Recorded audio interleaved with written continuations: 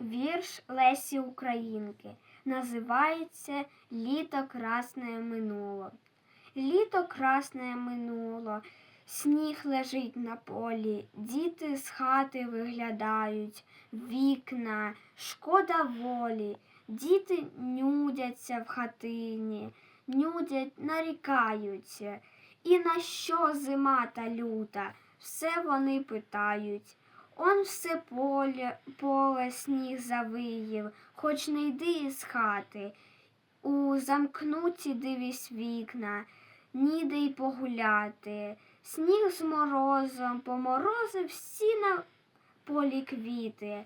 Десь зима та не скінчиться, нарікають діти. Ждіть, ждіть, любі діти, літо знов прилине.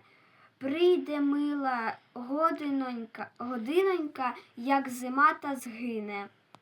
І заквітне наше поле, і зазеленіє, знов його весна прекрасна квіточками вкриє.